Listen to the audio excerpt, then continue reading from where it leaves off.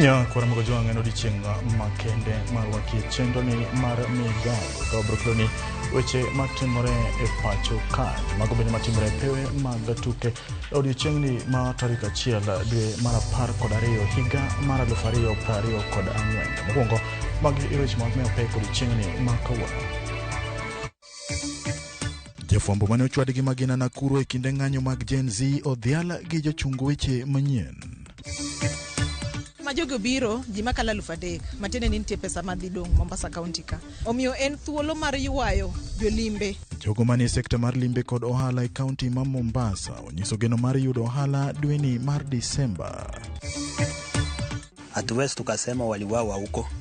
Ni hao wenyewe sasa ndio hatujui ni nini kilitendeka mpaka wote wakakufa. Obila poti monondro makoche wineka mar laktar gi jaherane kaunti ma Kisii.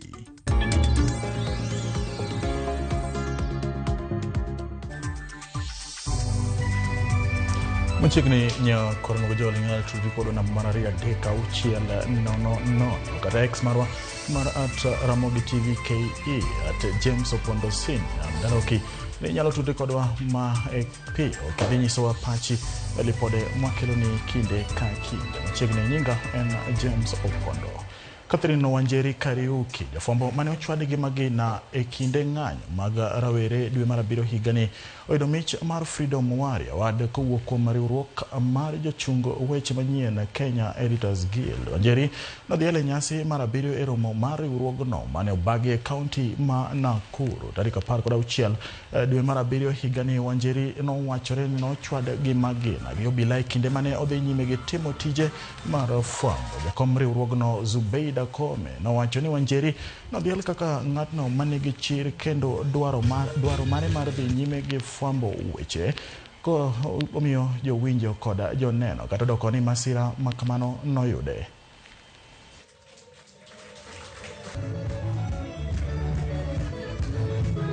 They say after the pain there is gain. This is part of it, of the gain. After undergoing the unfortunate incidents of being shot while in the line of duty in Nakuru city. So I'm very honored and I thank every other person who has been there for me. My fellow journalists in Nakuru County standing by me, raising their voices for me to get my justice. She's an inspiration to many people. She's an inspiration to many young and upcoming journalists. And that's why we decided we have to give her her flowers when she's still alive. We don't have to wait for her to exit the newsroom to say, oh, we should have awarded her. So we felt she deserves it because when many young journalists or many female journalists look at her, they see the strength of a woman. With all the hardships the media is going through right now, especially for people who are working for small media houses sometimes, or correspondents, where even your pay slip is not assured at the end of the month, you still go back to work. For me, there can be no bigger level of sacrifice, of commitment than that, and that is why I salute her. Jogo manie sekta mar limbe kod ohala e kaunti ma Mombasa nyiso geno mar yudo ohala e dweni mar Disemba kaluwore gi nyasi mopogore mochan timo e kaunti no. Achiel kuom nyasi mag geto en mano mar dhi kelo kanyakla jood bura mawuok e Afrika ma ugwe mabiro yuoro e piem mar tuke mopogore e thuolo machiegni jumbe 2. Joja oko nigi ler mathoth kowuok ka dhowath nam chumbi. Jotelo manie sekta mar limbe ohala kod wuoth ne ochopo Mombasa mar rango ikruok moseketi ne nyasi mar tuke mabiro kelo kanyakla jood bura mawuok e pinje 8 ei Afrika. En nyasi ma jogo manie sekta mar ohala kod limbe kaunti ma Mombasa koni gin kod geno ni biro kelo negi fuong'ruok. Nitie joma bo wuothe kuonde mopogore opogore. Nitie joma bo dhi limbe Mama Ngina Waterfront, joma dhi limbe Hala Park, joma dhi limbe Fort Jesus, joma dhi limbe kuonde mopogore opogore Mombasa ka, joma bo dhi Pirates. Nitie joma be bo wuotho gotieno ka dhi kuonde mitoe ngona. Koro yudo ka Mombasa bo bedo gi joma ng'eny kabisa to ohala bo dhi malo. It is an opportunity to basically improve the local tourism. It's an opportunity to market Kenya. Ni wageni ambao wataweza kuuza mji wetu zaidi na zaidi. ambayo itakuwa ni nafasi za kazi kwa vijana wetu, itakuwa ni nafasi za biashara kwa wafanya biashara wetu. Watu wa Mombasa, hino ni baraka kubwa sana ambayo tutaweza kupata wabunge zaidi ya 2,000 kutoka mabunge ya East African Community wakiweza kututembelea hapa. Thoth hotels kod ute mag nindo ikoni osepong', to ni mar kopogore kod tukego, welo mamoko bende yuoro Mombasa e dweni mar 12 e nyasi mopogore. Sama jogo biro, ji makalo 3,000, matene ni nitie pesa madhi dong' Mombasa County ka. Omiyo en thuolo mar yuayo jolimbe, to wan gi mor mowacho ni Mombasa opong'. Sani joma osetimo booking ng'eny, otendewa dhi ka pong' ma yudo nafas mar nindo nyalo bedo matek. Manen morwa nikech sama gibiro no to giwuotho i Mombasa ka to pesa dong' Mombasa. Koro en thuolo ma wayuayo go welo mabiro to wakelo hala machiegni gi ji. SGR iko kwangu, tutawakaribisha wabunge wote wa Kenya kwa sengenya, ngoma za mchechemeko, ngoma za kiasili na kila kitu. Kotel negi kod jatend migawo mar wuoth kod apaya, jotelogo ne otimo limbe e lap Mambaraki, masani iduso ka ikruok ne tukego mabiro chakore tarik 6 dweni mar 12. We are 95% done. Most of the structural heavy work has been finished. It's a lot of cleaning that is going on. We are starting to lay the tartan this afternoon. All systems go. Sasa tuko tayari kabisa kuhost all the games. Games zote zitachezwa huku. Najua last time tulipokuja waziri alikuwa mkali sana hapa wakati kazi ilipokuwa haijaweza kufanyika vizuri.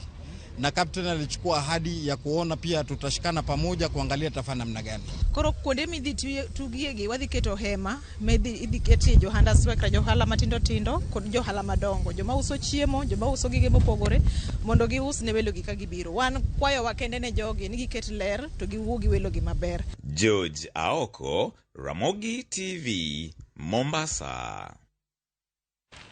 Obila Makisi timo nonro ewi tho mar laktar moro kod miyo ma wachore ni en jaherane mane oyude ringregi juma ni e ot magidakie. Laktar no manyinge oyange ni Vincent Bosire ne nigi jaherane no ma wachore ni ne oya piny Amerika ndalo machuok mokalo. Vincent Bosire ne olal e wang' anyuola kod jirandege bang' oro ote machuok ne janyuolne juma mokalo. Freddy Komondi nigi ler mathoth.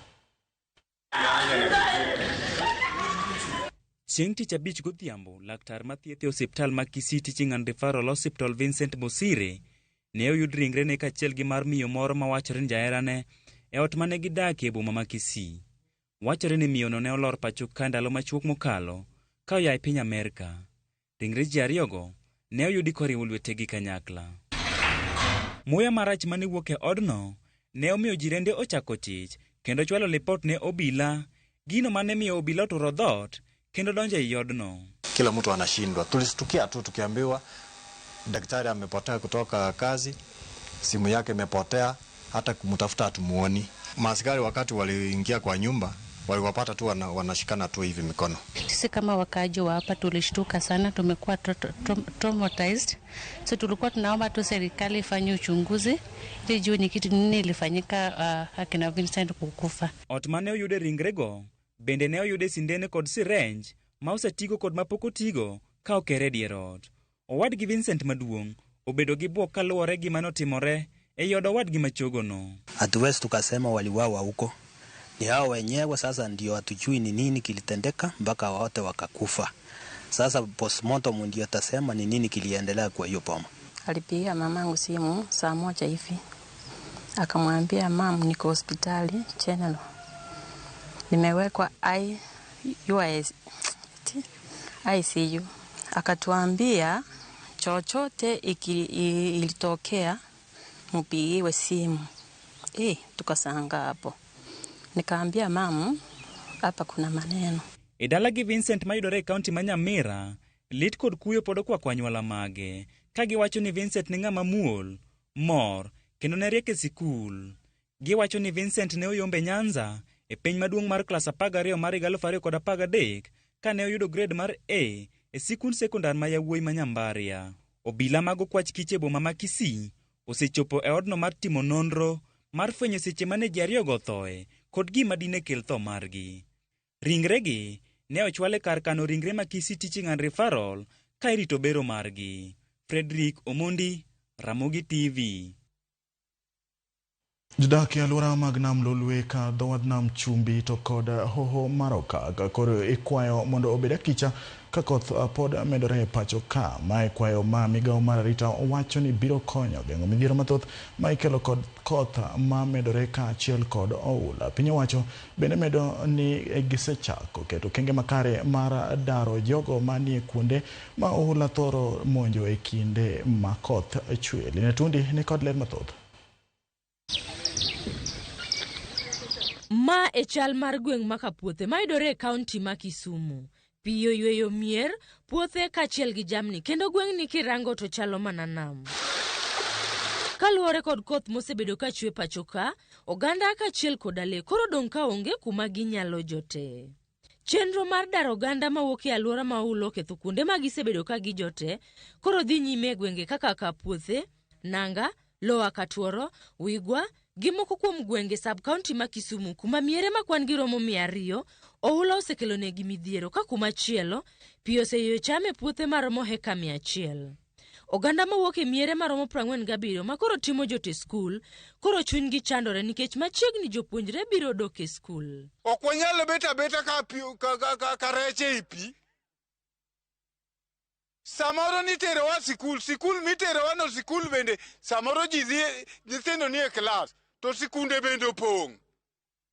Koro wuondenwa biro, to ka gibiro to gibiro gi mogo achiel gi sabun. Wabiro loso ka piny odhi maber. Ka piny dhi maber to koro kine kata ng'ato kata achiel. E kinde ma sirikal ogolo ote mondo oganda obed motang' gi oula kaluwore kod koth mamedo chwe, jodak manyocha oula odar e gwenge ma Kapuothe to koro ywak ni sirikal ojwang'ogi ka bende koth osebedo ka darogi higa ka higa to kony ma sirikal chwalo en mano ma ok nyal konyogi kuom thuolo malach. Sisi nataka serikali ya juu. Hatutaki gavana, hatutaki seneta, mbunge hakuna kitu anafanya. Seneta hakuna kitu anafanya. Akikuja hapa ni unga mfuko moja. Unga tunaenda kutupiga ndani ya maji. Mr. Anyang' Nyong'o, hatujamuona siku moja akifika hapa. Anatuma tu sisi manager. Mbona asitokeze mwenyewe kama governor? MP wetu Mr. Ron. Wewe pia simama kidete vile tusimama na wewe vile watu tukupigia kura. Hatutaki saizi umeshapigwa kura umepotea. Gikwayo sirikal mondo loso lalo manya masaria kendo chwalnegi nede yedhe kachiel gi lakteche mathiedhogi kaluwore ni oganda modhuro osechako gamo tuoche mikelo gi ng'ich alwora kachiel gi pi molil. It is my wish and it is my request mondo gikel ne nyithindo gi yath nikech nyithindo gi tuo ka. Ikel ne nyithindo gi yath mondo nyithindo gi yud solution kaka ginyalo kata kinyalo me jogo be at least nyalo thiedho malaria for this period of time. Obio nikech nyithindo gi ninde pi tema giwuothe 24/7. Maji nazidi kuumiza watu wamehama kwa nyumba zao. Hadi ukiangalia pa nyuma yangu kuna manyumba zimekaa hivi kombo. Hatujui serikali nafikia nini. Jodak ma Kapuothe koro ikwayo mondo ikre mar dar ka gidhi kuonde moting'ore gi malo e kinde ma sirikal temo rango kenge maber mar tieko chutho midhiero mar oula masiko dar oganda mawuok e kaunti ma Kisumu. I want to appeal to everyone. I know insecurity is a challenge here when you leave your houses, but let us be careful also when we see a lot of rain, a lot of water, let us move to safer grounds. You better lose your property but remain with your life. So my appeal is let us move to higher grounds as we continue trying to figure out what the solutions will be. But my advice to the people of Kapuothe is that they should not wait to be evacuated. I would suggest that until we sort out the problem permanently, people need to start thinking of relocating to higher grounds where there are no floods. And there are specific places. Linet Undi, Ramogi TV.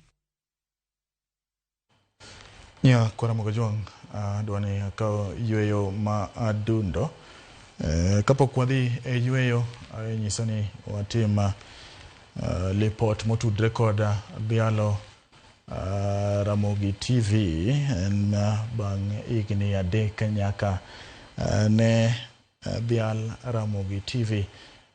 Kata kamano en pochi gi pak nyakwa Ramogi Juang gigo kang mo sego kaka TV marwa mar Ramogi. Kata kamano kapok wachopo lipod no ami mago motudre gi weche mag sirikal. Kawaida ni sirikal maduong' olando ni gibiro dhi nyime gi tiyo gi grube mag jolonya mar kelo telo makare e sectors mopogore mag piny owacho. Magine owach gi jalup jatend jotich sirikal Dwalo mane olero ni okenge mag tiyo gi lony manyasani kaachiel gi keto chenro mag piny owacho mbui osekelo lokruoge maduong' e sectors mag piny owacho. Walo nowuoyo e romo makende mane obage skul ma Institute of Public Secretariats County ma Nairobi. Good corporate governance is very important to our country because it is what measures how an organization is performing in terms of its leadership practices and its governance structures. As an institute, we want to confirm that we are in full support of the government on matters of digitization. Once you digitize services, you reduce the interaction between the people and the service providers, and that way you also reduce corruption. Would you believe that before we embarked on the process of digitalization in government, we used to collect an average of 60 million shillings per day by way of revenue? Today, courtesy of digitalization, on a good day, we collect up to about 1 billion shillings on a given day. The sources of revenue remain the same. The sources of revenue remain largely the same. The people in government remain largely the same, but what we have done is to seal the revenue leakages. Yeah? The revenue leakages courtesy of digitalization. That is just one of the cases in point. Anything, good people, that we do as managers in organizations must be aligned to good governance practices, starting with strategic planning as the basis of everything that we do in organizations. Sirikal ochako chenro mar neno ni andika mag oganda e bwo chenro mar okumba thieth manyien odhi kare e atamalo 100%. Jagoro mongirore migawo mar thieth Deborah Barasa kata jatend migawo Deborah Barasa olero ni sirikal oketo kenge mathoth mar neno ni gichopo kare andika go e bwo thuolo machuok kane giloso Garisena e kaunti ma Tana River kama osidhe yanga chenro no. Deborah olero ni midhiero mokwako chenro no en mana koso bedo kod oboke midwaro. Koni jo Kenya maromo milion 15.6 osendikore e bwo okumba manyien mar SHA.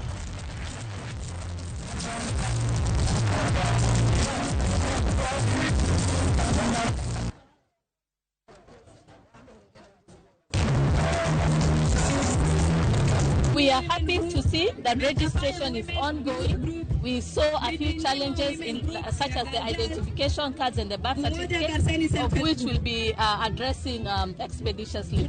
But what we want to say is that with partners and stakeholders, we want to ensure that there's 100% health insurance coverage at each corner of Kenya.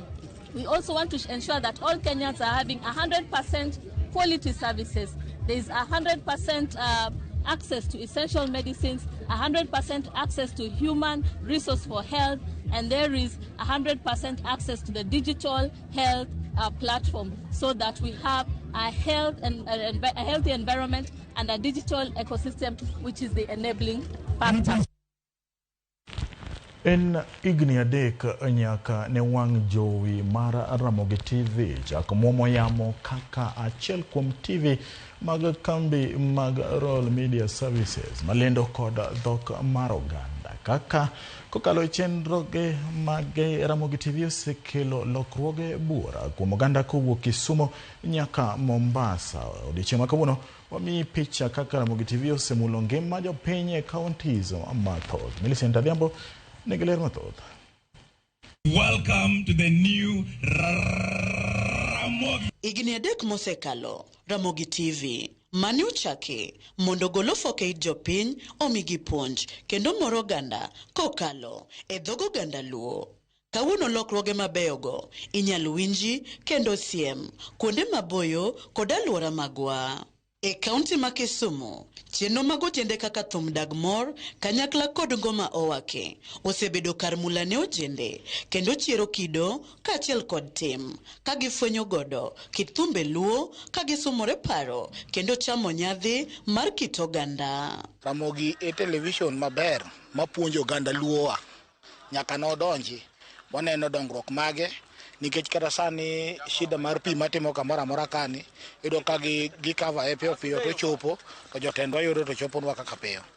Koro Ramogi TV nitiere nyaka puonj mage mabeyo mosebedo kamora kaka penj laktar, puonj mag mbak ndalo, mar thum miluongo ni kama nene gere ka. Koro ka gigi kaka wan youth wa mor kodgi. Ramogi TV anyalo wacho no osebedo odwa. Chakre higni 3 mokalo. Kendo en TV marwa mamiyowa puonj. Miyowa puonjwa weche siasa, kidoka weche somo, nyaka kipindi moro karo kanitie ng'e gwengewa. Muomo piny gi gode. Idhi Mombasa, idhi Nairobi, idhi kure. Kisumu to koro ogoe tach. Kendo chenro mar Ramogi TV nigo gin chenro mong'ith mag puonj. Aneno penj laktar miyo asepuonjora gik mang'eny. Penjo mar laktar miyo asepuonjora gik mang'eny kanyo, kaka ngima nyalo bedo gi kaka inyalo thiedhi. Asepuonjora mang'eny nyaka ne gikel kipindi no. Rogo mag nyithindo bende mora nikech opuonjo na nyithindo.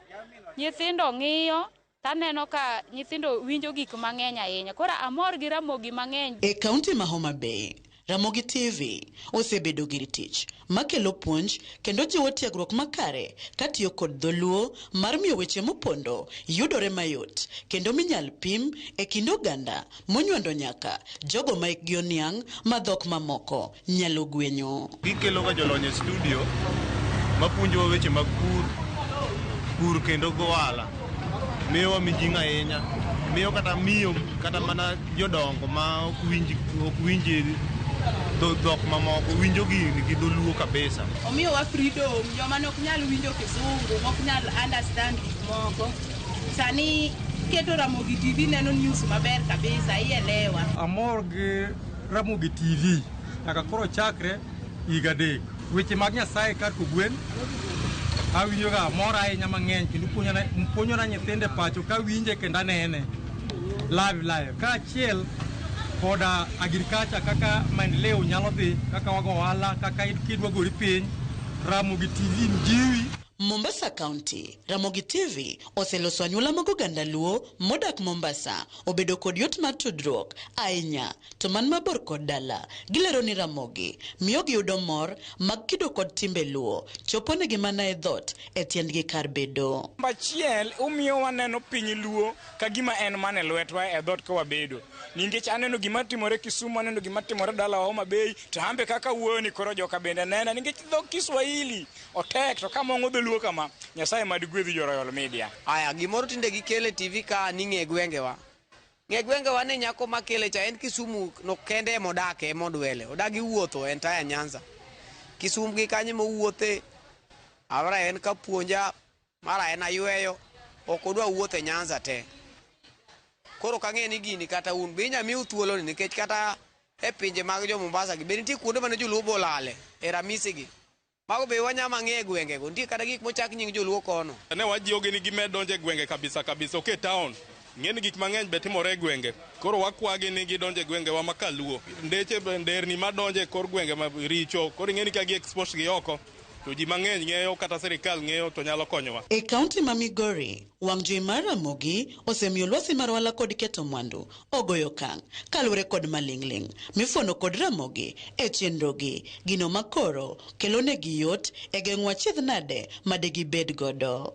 Asepuonjora achiel 2 3 ma kendo aneno kokonya e biashara kairi. We awach ni wan gi deye moti mar Ramogi sani okonyo kabisa. Nitie wamama ma gin no gisomo. Chon iro kane mine itero mana kwath jonyuol gitero gi kwa mana dhok ok gidhi sikul. Mang'isore ni wach mar Kiswahili okia. Sani wamama okonyore maka kendo ging'ong'o wang'gi jowi mar Ramogi ka gineno gik matimore kendo giwinjo dholuo maler. Gima adwa temo nyiso jo Ramogi ni network laloko kama lich to sama moro wantiere gi moro madwa winjo go channel moro mamit kabisa network olal. Ulos nwago mondo bede maber to jo Ramogi kunena uluonga chieng' moro bet kata kako jwang' mama kaya e gini ka mane manya yudo go pesa dala kuche onge kata tonglo ber kaka kuomwa wa jowala an bende kaka jowala an nyaka gi pith gi pur mar gwen e gweng' mar Mapera ka akwaya jojo manika chieng' moro Nyasaye oloso kelna jal mapuonjo pith gi pur cha ambe opuonja gweng mar Mapera ka. Koweyo jomadongo, wang' jowi mar Ramogi bende mulo ngima nyithindo kod puonj mopogore e chenrogi kaka rogo mar nyithindo, choti shardani e kind mamoko. Nyithindo heri ahinya seche ma tuke mag nyithindo dhi mbele.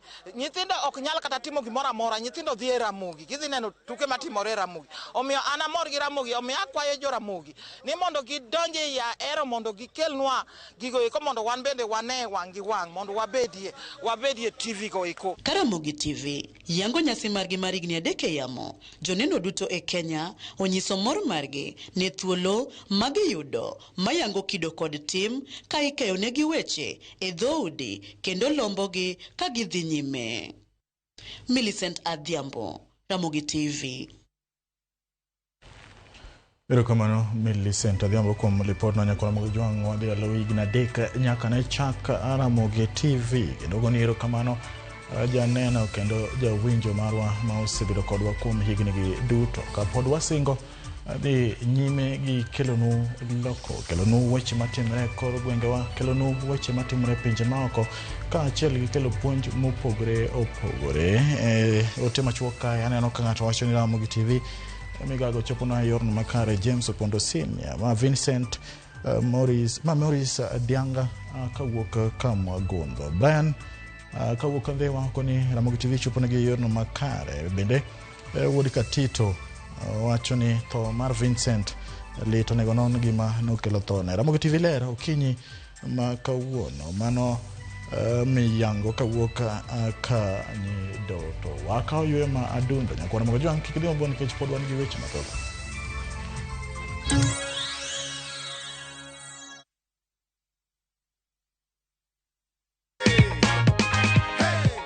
Ulikuwa unafanya nini wakati ulipigiwa simu? Nilikuwa tu job zangu za kawaida, nikapigiwa